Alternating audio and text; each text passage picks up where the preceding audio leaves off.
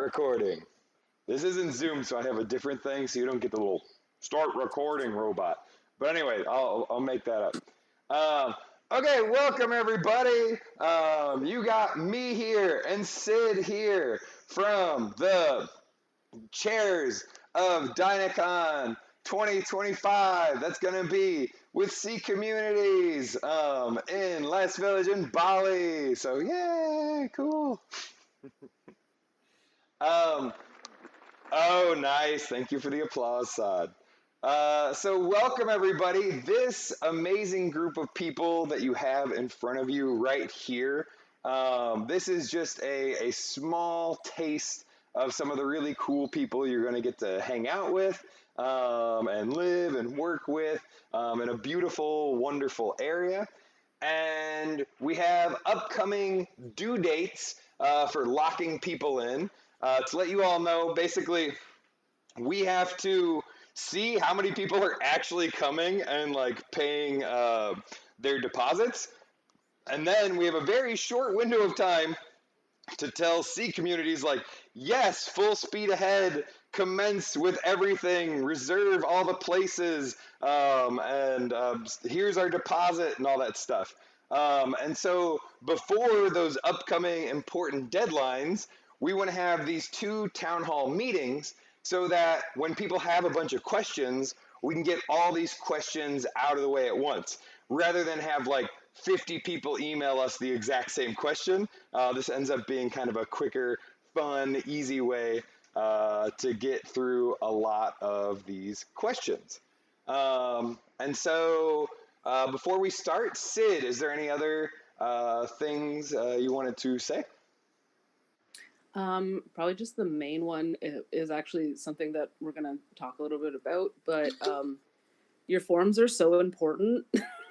Like, I cannot stress enough how important your forms are. So if you have solidified your dates and know when you're traveling, please fill out the Welcome to Dinacon form like as soon as possible. That is really our like number one way of telling that people are actually coming. And then we do have our first 25% payment due date on February 22nd, which is 4 days from now. So not a ton of time, but we wanted to give folks some time to be able to ask some questions before they do their 25%. Some folks have already done it, which is very cool. But yeah, in 4 days, we would love to have 25% of your payment.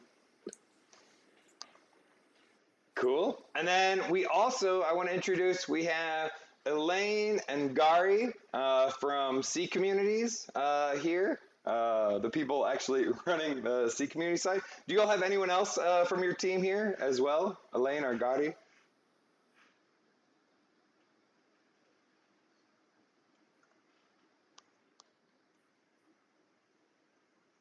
Well, anyway, they're here. Hey, sorry.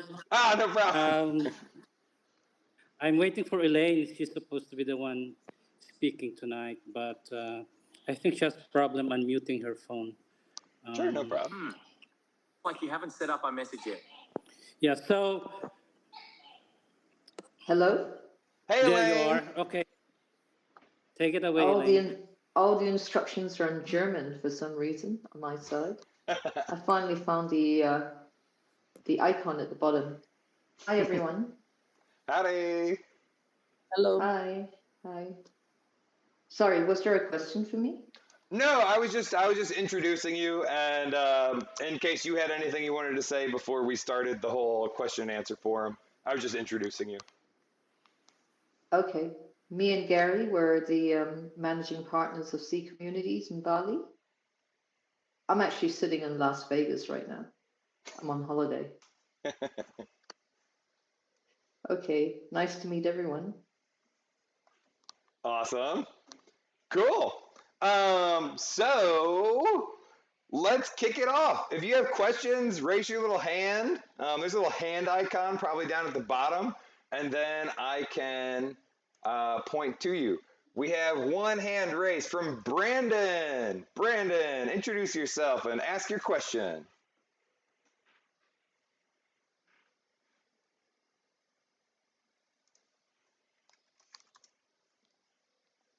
Brandon says accidental hand raise. You still got to tell us where you're coming from, Brandon. And you can chat your questions too, no problem. Or your responses that Andy forces you to make.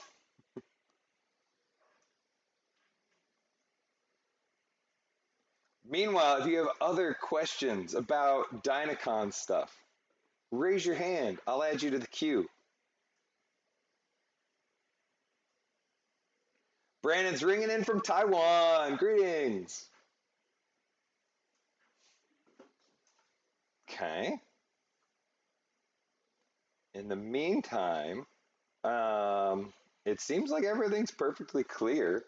Cool. Asya, bring it in. Introduce your wonderful self. Yes, so can you hear me? Yeah. Okay. Hi, I'm Asya Kraan. I'm calling in from the Netherlands, and I'm thinking about making a project with sand. And I was wondering, does the beach have sand or is it only pebbles? This is an excellent question. What's the beach like? Yeah. It's volcanic pebble, rocks and pebbles. Okay, pebbles Black. and rocks. So hardly any And sand. So that's good to know. there is black sand in adjoining beaches, but not directly in front of the places that we're going to stay and have accommodation. Mm-hmm. Okay, but that's good to know too. So if I travel a little bit, then I can collect a bit sand for the project. Okay.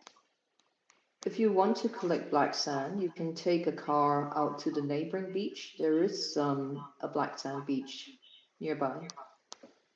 Cool. Thank you so much. Elaine, that brings up a question for me. Since Asya is from the Netherlands, is there possibly another mode of transportation we may have available to the dinosaurs visiting? Like a bike. Another mode of transportation? Yeah, like a human I'm sorry, powered. we have bicycles. Woo! Sorry, I was just doing a silly lead in to we're gonna have bicycles. So, and if you don't know how We've to ride a rented bicycle, 20. I can teach you. Perfect. Yeah. We've rented 20 throughout. It's particularly for people living in the accommodations that are about 15 minutes walk away. Having a bike's gonna help to accelerate things if you need to go back and forth to your room during the day. But we could set up a system where there is some sort of share system. Just make sure the bikes are there for the people that need them at the end of the day to go back to where they live. Wonderful. And so, for anyone who wasn't able to make it to Dinacon in Sri Lanka, we actually had like a similar bike share system as well that worked out quite good, and people could take them out, borrow a bike, leave a bike for those who need it, and go check out lots of the cool surrounding areas. So, yay, bicycles! I'm going to move to Rebecca's question. Hey, I'm Rebecca. I'm calling in from Boston. Excited to chat with you all. There was this really, really beautiful long email that I read many, many times that talked about doing all these cool activities with sea community, like diving and coral farming and stuff like that. If we're interested in any of those, what's the best way to let you all know and start to like build that into our schedules? Yeah, and so like a lot of like the specific things like scuba diving and those kind of different projects that people were able to kind of like select and choose from in the initial application. Most of those you can go directly contact the sea communities folks. Is that correct, Elaine? I'll have them book directly through you all. Hi, that's a great question. I think Dinacon, we need to be talking at the start of every week when we're there with a big whiteboard. And on that whiteboard, we're going to have dates in the week.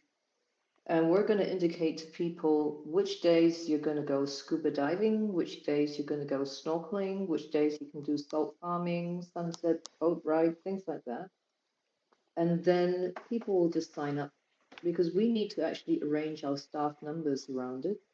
It's something that we're going to discuss on the ground at the start of the conference as to, having a daily roster for the start of every week.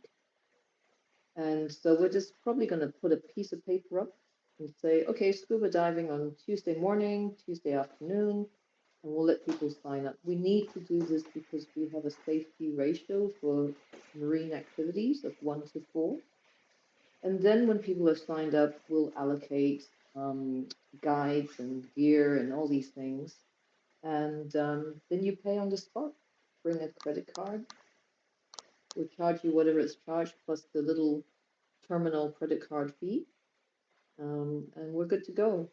It's probably too cumbersome to try to do all this and invoice people before you arrive. And besides, you might decide, oh, after one dive, I'd love to do another dive, So that's the intention of how we're going to do things on the ground. Wonderful. If you have your own dive gear, by the way, and you are intending to dive, then bring it along so that you don't have to spend money renting the dive gear. The other thing is, please remember to bring your scuba card. And for anyone who's got any medical conditions, we've already given Dinacon a medical disclosure form.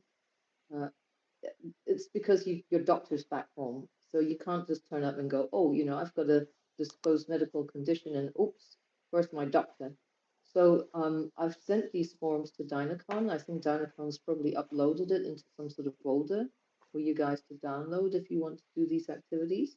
So scuba is the only one that you have a medical disclosure and liability waiver, similar to Dinacon's waiver.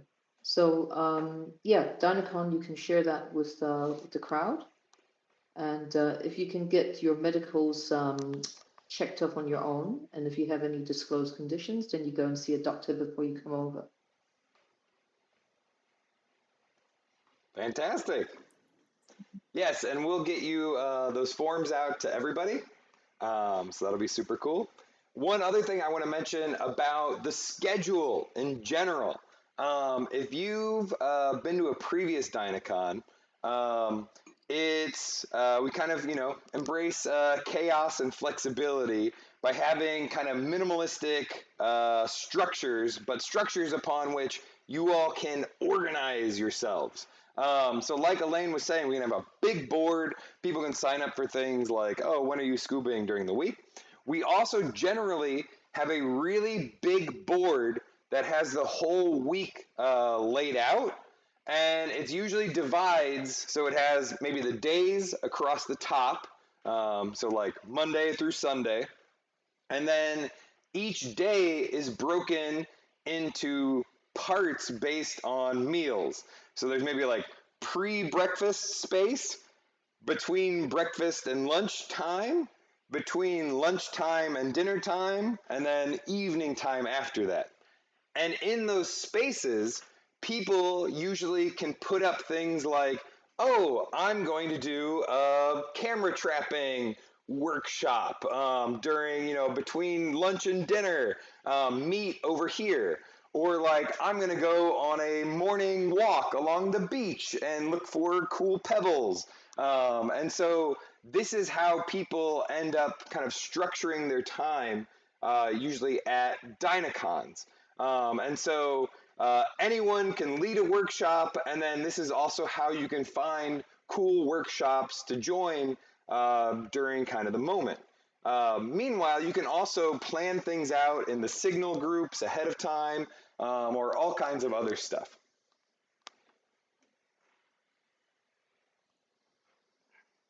Cool. And Sid, do you have any other things that sprung to mind or anything? Just checking in with you. I don't think so. Cool. Then I'm gonna pop over to the next question. Camilla.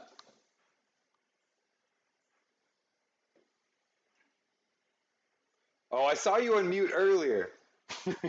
I know it's possible. You can type your question, and I'm very loud and can voice it. A permission error. Oh, it might be something in your browser. You need to go maybe up near like the URL. There might be like a little thing that says like, "Oh, allow." Okay, yeah, you can type your question. While you type it, I'm gonna hop to the next question, and then I'll get to your question in the chat. Okay, Julia, you're up. Yeah, some of the questions were answered already. Uh, I guess for Patty, we need to be, certified to be diving, I guess. And also, my other question was, should we bring helmets if we're using the bikes? I mean, I'm kind of a very USA kind of state of mind. I know nobody wear helmets in Bali, but Okay, cool. So two questions, just follow up with Elaine. So like, yeah, basic scuba certifications for scuba diving, correct? Like PADI or SSI, I'm guessing. Yes, it's open water, and the bike helmet question, I don't think it's legally required in Indonesia, but having said that, I would just tell you that the distance between the homestay to your accommodation is along roads with very little traffic. Maybe an occasional motorbike coming in at walking speed, because motorbikes going along pedestrianized areas would slow down, but there aren't any cars there. So you're unlikely to be, knocked down by traffic, really. And it's within private estate roads as well. So I would say you don't need to bring your bike helmet. Just be careful when you go biking. And we're gonna try to make sure that the pathways are bright enough for you at night. If not, we're gonna get you lights as well to maybe wear on your head so that you can look ahead. Yeah, but I know a bike helmet's pretty bulky to put into your luggage. I would add that if there's one piece of equipment I always recommend people to bring to a Dinacon, it's a headlamp. Headlamps are fantastic. They help you see the world during half of the time when the sun isn't there. They're really useful. Plus, headlamps have the added advantage of if you have a light that's near your own eyeballs, you can see the reflections in other creatures' eyes, and you can see lots of cool creatures at night, like spiders or mammals or different reptiles. So, highly recommend headlamps. Cool. Okay, Definitely. I'm gonna pop to some of the chat questions. I'm gonna go with Olivia. Questions. I'm working with biomaterials. Is there access to a stove top, pots, and a sink? Curious about, to learn more about scholarship opportunities and when those will be determined. So I'll do the first question first. Elaine, do you think we'll have access to a stove top and a pot if we want to heat up cool materials and make weird bioplastics? Possibly, I'm guessing. We have a kitchen. The rooms don't come with your heating facilities, obviously, because of fire risk and all that. But we do have a kitchen that you can probably borrow a stove for your ad hoc heating requirements. What we can't have you do is, like having 20 people crowd around the kitchen near lunchtime, because then it's going to delay your meals. But yes, there is an ad hoc stove that you can borrow every now and then, preferably outside of peak hour kitchen prep time. Perfect. That sounds great. And so yeah, so we'll like everything at Dinacon, be mindful and share resources with others, and things will probably work out. Question about scholarship opportunities.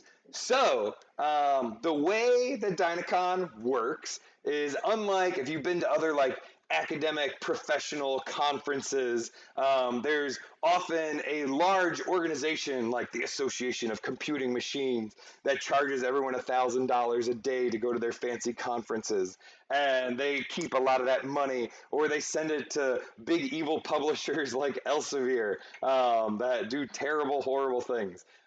Instead, we don't have any of that. In fact, we don't make any money for organizing this. All of your organizers here, me, Sid, Lee, and Paula, we're all just volunteers, and we are just basically helping you all put together a cool event that we're going to collaborate on.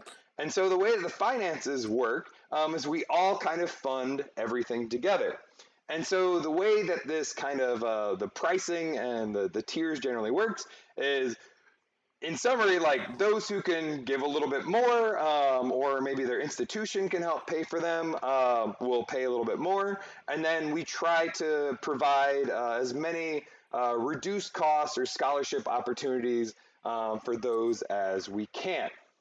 And so I want to pull up I have a list of our like pricing tiers. I'm going to pull that up, and then Sid, you want to talk more about pricing things while I pull those up? There we go. Yeah, so essentially we will, in the next little bit, be putting out just seeing how many people are hoping to access scholarship pricing. And then from there, we do have a bit of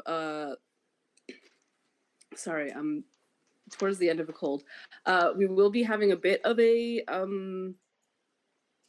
priority of how we're approaching it. So our first and foremost is getting local Indonesian node leaders to the conference, and then we prioritize other node leaders, and then That were at local previous participant Dinacons. scholarships. Yep. Oh, you got this all memorized. Yeah. You're amazing, Sid. I just pulled it up. And then at that point, it's really, we don't require you to tell us why you need financial aid or why you would need a scholarship spot. We do ask that people just let us know, and then the way that we do it is actually entirely randomized. So we do just put the names into a random name generator, and the random name generator decides how many people, like who has access to this. It really depends on just how many folks are in need, and then at the same time, we don't it's very dependent on how much overall money we're getting in. So at this point, it's looking like we should be good to have a few scholarship spots without it being too stressful, which is great. And then we'll have a more clear idea of the exact number of scholarship spots available based on first deposits coming in on the 22nd. So after that, which is, I know, confusing if you are trying to get a scholarship spot about whether or not you can do scholarship pricing, but we generally just try and make it that instead of giving you any money, what we do is that we just give the money directly to C communities, and then you don't have to worry about doing any financial exchange at all. And that kind of cuts through some of the stress of it. And then, and I can talk about the finances too. So there's basically 4 tiers that we set up to let people calculate their payments and stuff. We have like the institutional tier.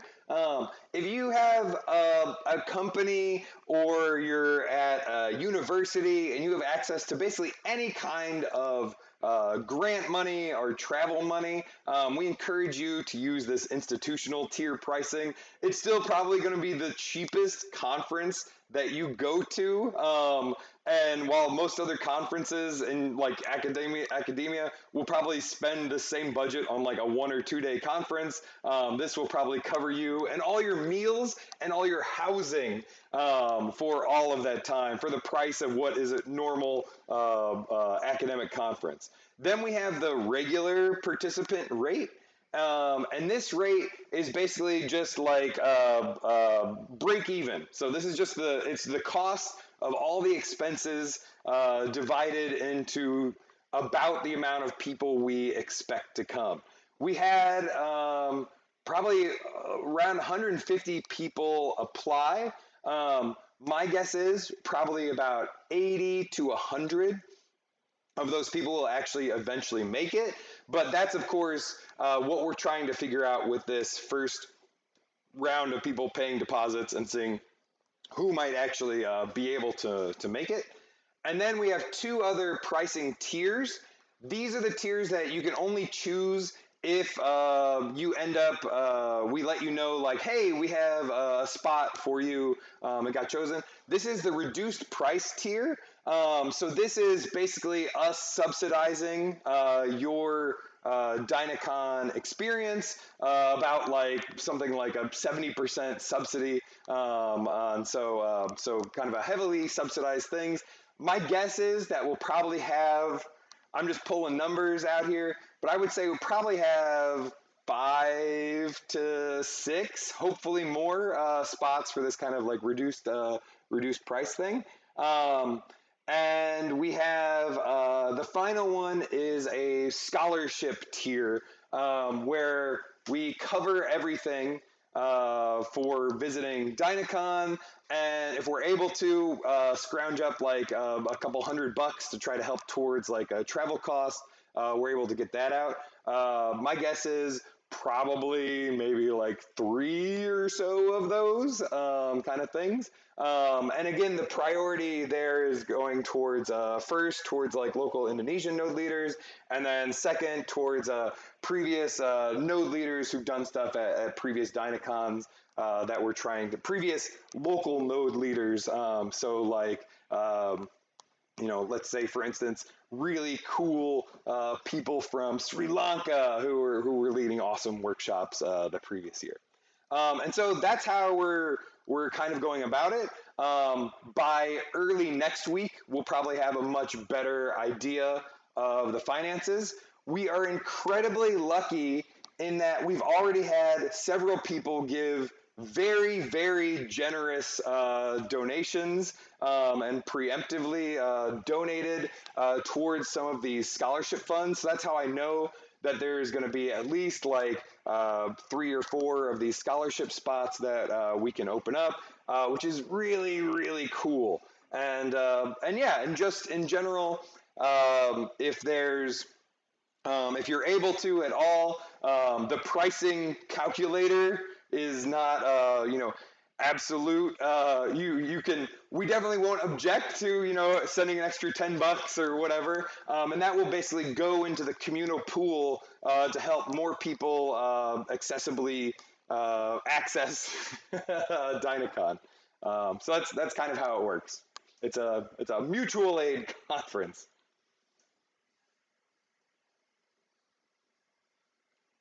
Any other quick questions on the finances side? And if not, I'll pop into the next questions.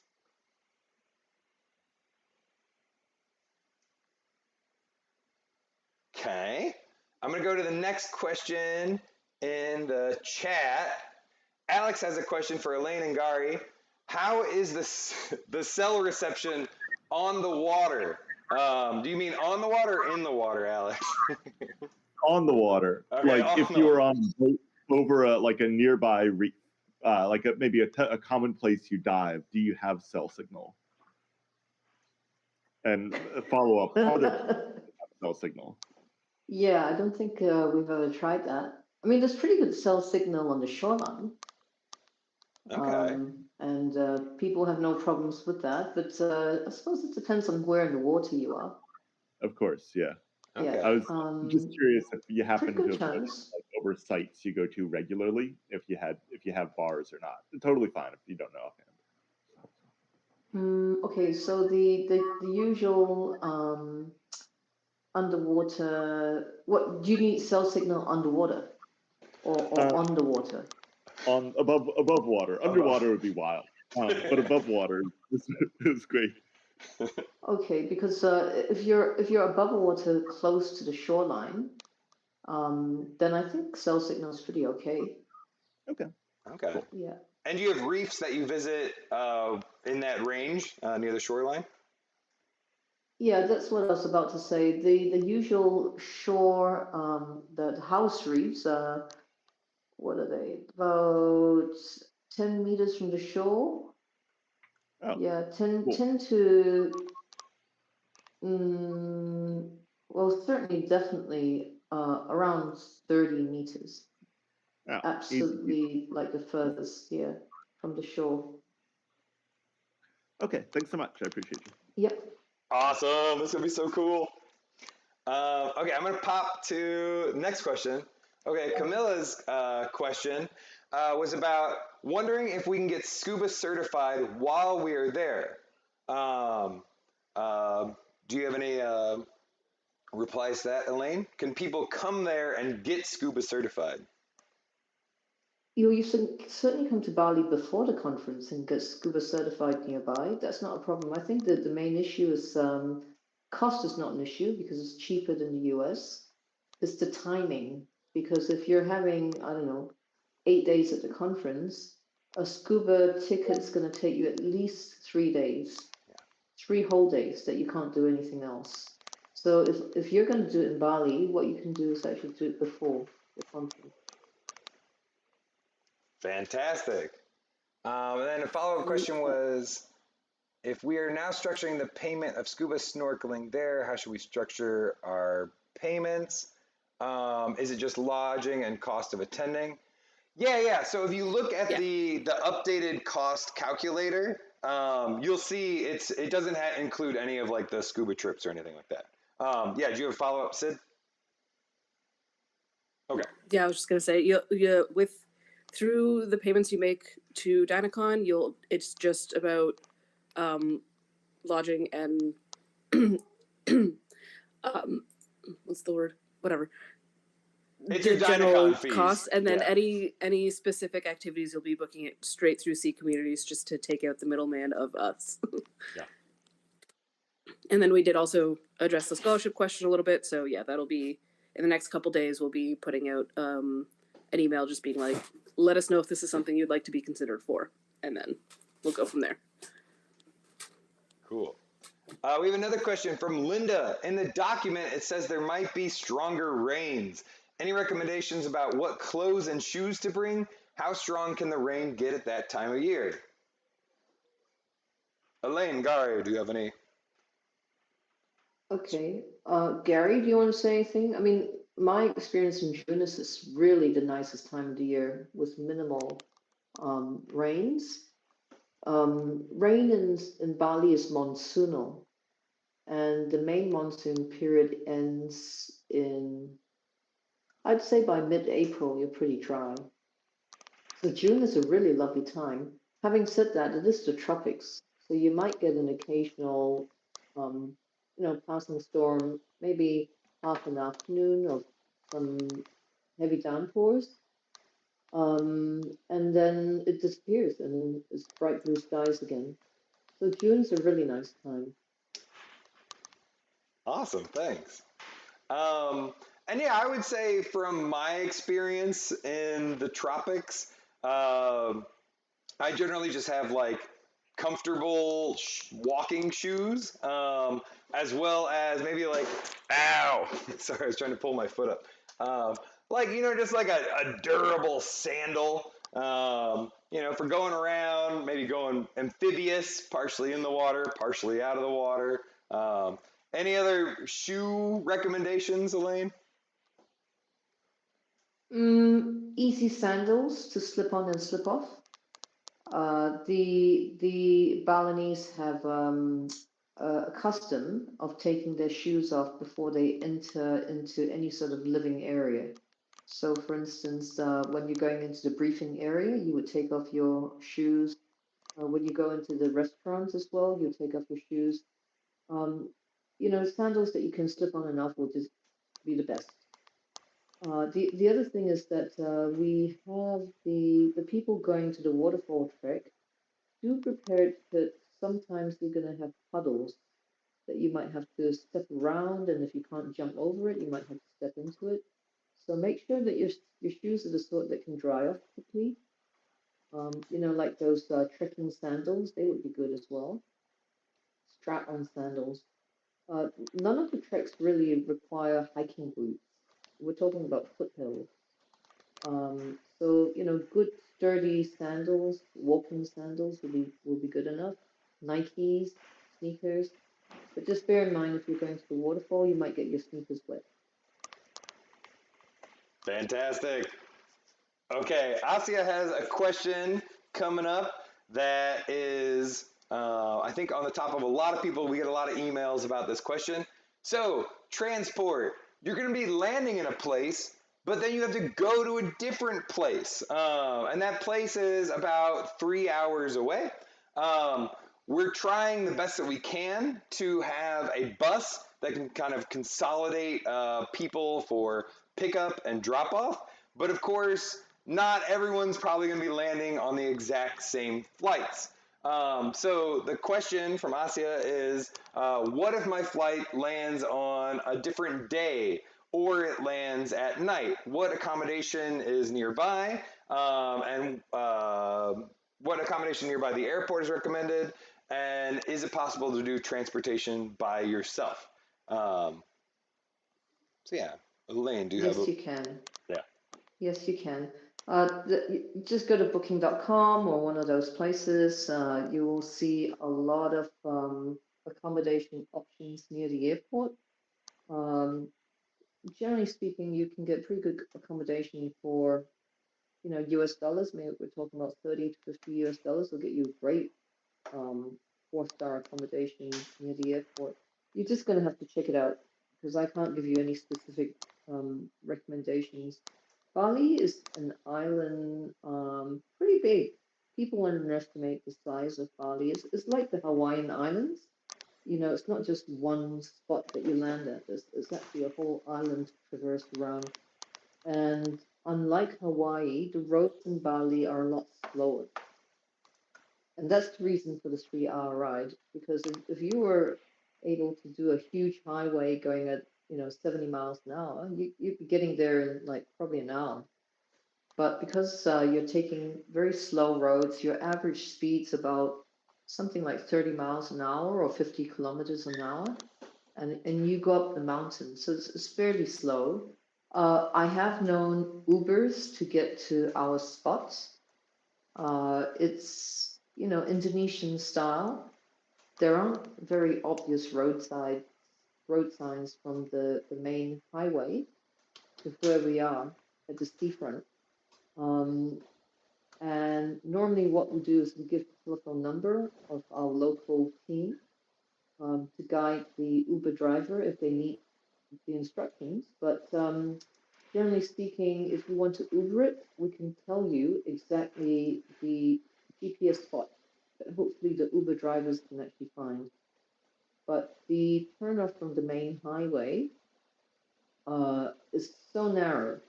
It's so narrow that it can barely fit one car. It's kind of hard to actually see from the highway if you don't know where exactly to turn. But anyway, you can definitely Uber it if you want. I would also add, I think the easiest thing to do is target when the standard Dinacon bus is going to pick you up. Your plane might not come in exactly then, but stay in Bali for like a day or two or a night or something like that. Last time I was in Bali, I got a place on like booking.com. It was $30. I had in my room, the bed was surrounded by a pool. my own pool. So I could swim Wow.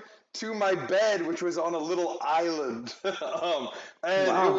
it was amazing. So and it was very easy to find, and yeah, it was a fun time.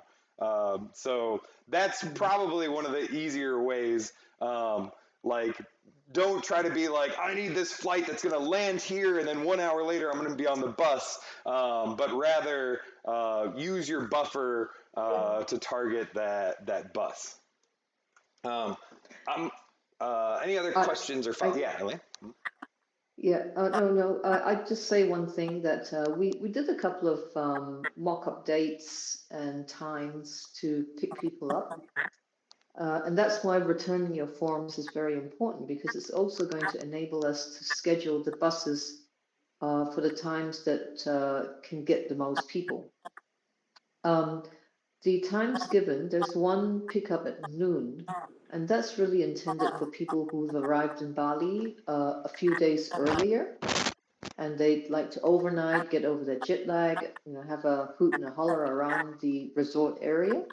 And then, so that pickup's at noon. The other pickup is timed to meet the flights coming in from the US West Coast in the afternoon, which usually land, if you're coming through Taiwan or Korea, it's usually a mid-afternoon landing. And so we're going to schedule another pickup that can actually pick people up coming through the Taiwan flights. That's pretty much it. But, we're still going to work on the detail of bus schedules, depending on when people can be scooped up most effectively by the buses. But at the moment, it's timed 1 for midday for people who are staying over at Bali already, and another one probably about 4 or 5 in the afternoon to get the Taiwan flights coming in. Taiwan and Korea, I think. Cool. Mm. Sumu, I saw you had a hand popping up.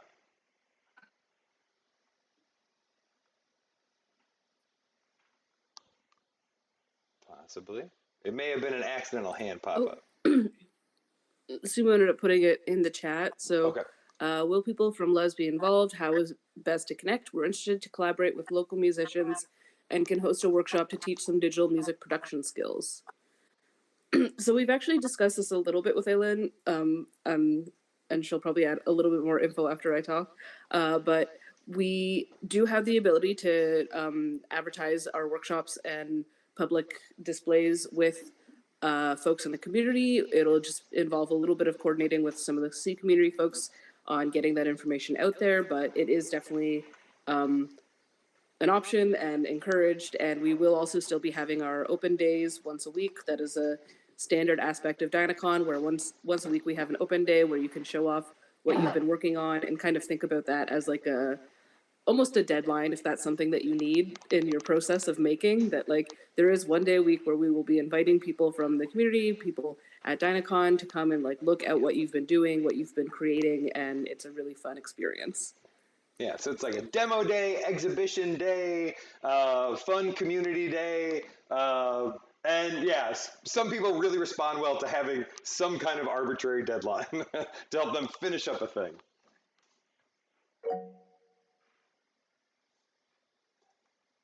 And yeah, and so we can, just to follow up on contacting other maybe local musicians and stuff in the area. I know I'm trying to get as many people maybe into the Signal group is probably one of the best ways to try to get everyone chatting with each other and kind of planning out projects ahead of time. And I know Paula was she did the scouting trip over there, and so she has the most cool local hookups that might be able to connect everyone together. So hit up Paula.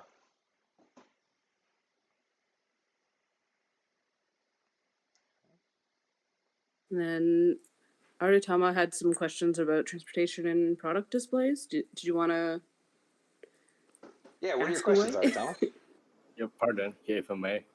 Furthermore, regarding the displays, so do we need to prepare some promote materials like banners, etc.? I mean, like also, yeah, I mean, for the stand itself, do we give an each person for once? And I know haven't been in Dinacon, so yeah. Anyway, What kind of promotional materials are you thinking about? for example, banners for displays, I think, and also some products like the mock-ups because I'm working with plant fibers and showcasing some products. I know. Um, yeah, I mean, so it's a DIY everything kind of thing. So the main rules, just at a Dynacon in general, just to kind of re-go over with everybody, is you have to make something while you're there. You have to get two other participants to give you feedback on it, some kind of like written feedback, where they're like, "Oh, this is cool. I like this," and "Oh, what if you made this purple or whatever?" And then the third thing you need to do is document it. So provide just like maybe a short little write up and take a couple pictures, show people how to use it or build it or your experience with it, however you want to document it. And then we compile it all into a proceedings that we share with everybody else in the world. So whatever you made gets documented and shared into the future, and we also have a documentation team that's hired by C communities that will help you maybe get like cool photos or do little videos, things like that for you to help you with your document your projects. You also have all of your peers, your other dinosaur participants that will help you document things and collaborate on projects like that. And even if you want to make like a cool banner for displaying something that you want to show at like the open day, for instance. You can make this by hand. You can try to find cool local materials, or yeah, I'm sure there might be a little. There's a town area nearby where you can do like printing and stuff, right? Is that correct, Elaine? Yep.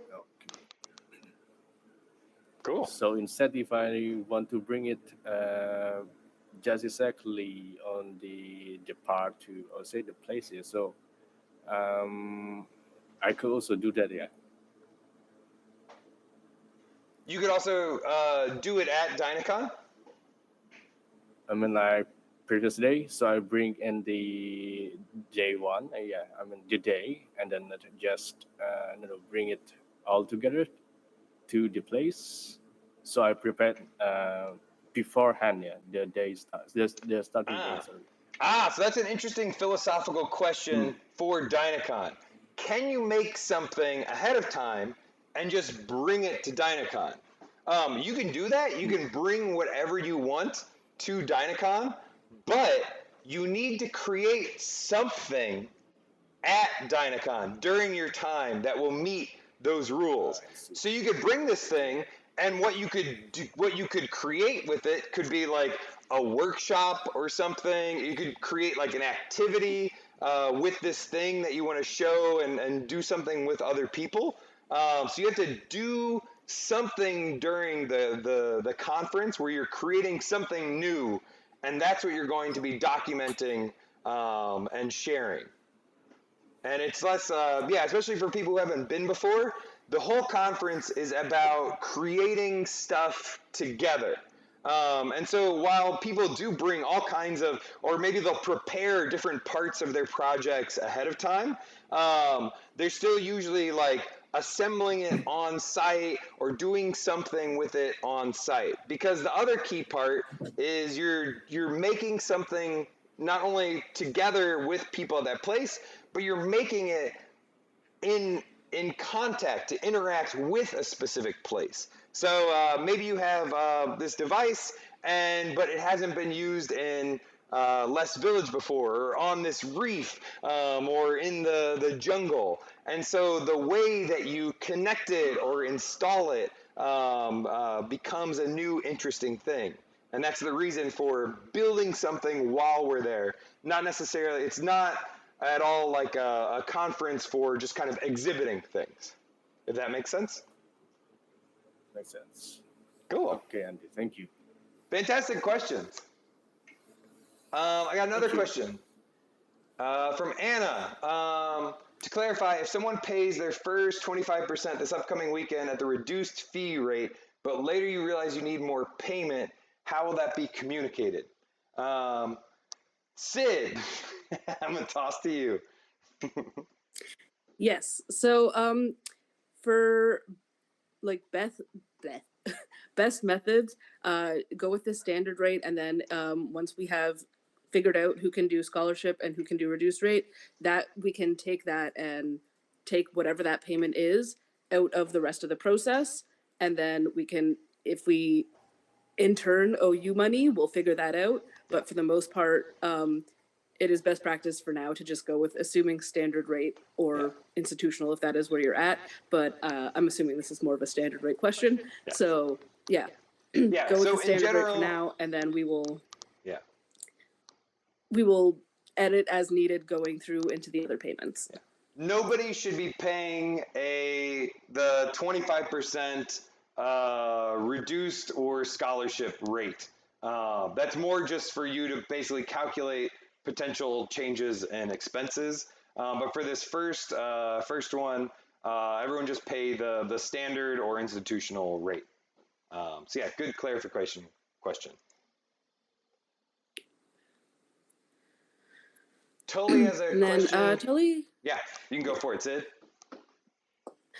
Tully was just wondering if there's an option to be picked up en route to Les if they have arrived a few days early and won't be near the airport. There is an option. It will be an Uber though. The airport buses will be full probably, so they probably can't detour either without delaying the rest of the crew on the bus. So I'd say if you want to be, very often people want to go to Ubud, which is midway between Denpasar and Les. And it makes sense for them to then go directly from Ubud to Les rather than going down south again to Denpasar. So you can certainly get an Uber again. Ubud's got a lot of Ubers, or any other place in Bali. Like places like a lot of divers want to go to the East Coast in Ahmed, or the wreck dive in Tulambin, which is 45 minutes away from Les. If you're at Tulambin, you can also give us a call, and we can probably send a car to you because it's not too far away. That's the USS Liberty wreck, which a lot of people go there to dive. It's a very famous wreck. So yes, you can certainly get your own transport, Uber, to Les Village. Cool. KJ has a good question. KJ wants to know about access to any kinds of DIY hacking fabrication equipment such as soldering station, 3D printer, also any chance like portable power stations like Jackery. So a key aspect about Dinacons is in some ways we're kind of working together to kind of make a distributed field station, a mobile maker space. And this is what I've been doing a lot for the past 15 years, is basically filling backpacks up with weird electronics that I can, solder things no matter where I am. And so, for instance, one of my main roles usually is filling a suitcase, filling usually 2 suitcases with as much cool hacker equipment that we can figure out how to set up in different places. So I'll probably be bringing a 3D printer and additional batteries and portable soldering irons and things like that. But in general, it's a DIY kind of affair, and we try to basically add infrastructure to places to let everyone be able to create things. So we had, 3D printers on the beach in Sri Lanka last time that people were able to rock and, actually take some garbage from the beach and feed it to the 3D printers and print things and all kinds of stuff like that. And so that's one of those things that, especially in like the Signal group chat, people can start collaborating on. Like, I knew there was people doing some like biomaterials stuff before Dinacon and here in Panama, and so some of the people were like, "Oh, what we need is these types of petri dishes and pressure cooker," and like someone's like, "Oh, okay, I have this pressure cooker I'm gonna bring down in my luggage, or I'm gonna bring down these power tools or whatever to drill these holes." So it'll be a kind of community affair of getting our different tools that we want to use collectively to make the maker spaces we want. Does that answer your question, KJ? Awesome. Okay. Anna has a question, and we're getting about to the time, so I just want to be respectful of everyone's time. If anyone has to leave, I'll probably end this in about 8 minutes. So at like in the 10-minute mark, and I'll post this video up to my YouTube and share it back with everyone who couldn't make it. There will also be a follow-up town hall on what is my Thursday at 5 p.m. So we tried to have 2 town halls, one that's the early town hall and one that's the late town hall, depending on where you are in the world, but just to have it be a little more accessible to people from around the world. So there's that as well. And with that note, I'm just going to try to blast through a couple more questions. Anna asks about the bus pickup on the 21st of June, but the conference actually starts on the 23rd. Will we be able to stay at Sea Communities? Sid, you got a response to that? I'm all confused about the dates. I don't have the dates in my mind offhand. We have been planning with that in mind, yes. Great. Fantastic, Sid. Okay. Alex says he's going to peace out. Great. Andy G says, what's the Signal group URL? Perfect. Sid's already on that. Julia says, we should definitely know who does what and coordinate amongst each other. Highly recommend that sentiment. Yes. So the Signal group is going to be our like de facto place for chatting and doing this kind of stuff. We'll probably end up setting up maybe like 2 or 3 Signal groups, especially when we get closer to the time. Often there's like the Dinacon Signal group that's like all 100 people like chatting and like, oh, this is cool, here's a cool, thing, or whatever. I'm gonna bring this. As well as something like an on-the-ground Signal group that's just like, oh, hey, did anyone see where I left my 3D printer? Is it still on the ocean? Whatever. So a lot of those like on-the-ground logistics, so everything doesn't get too complicated. We have another question from Sedge.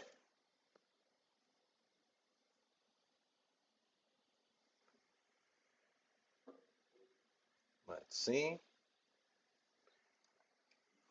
Sej, do you have a question? S-E-J?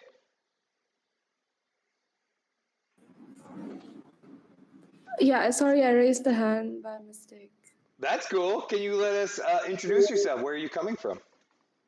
Yeah, hi, I'm Sejal, and I'm coming from Maharashtra, India. Cool. Well, welcome. We look forward to having you there. Thank you. Okay.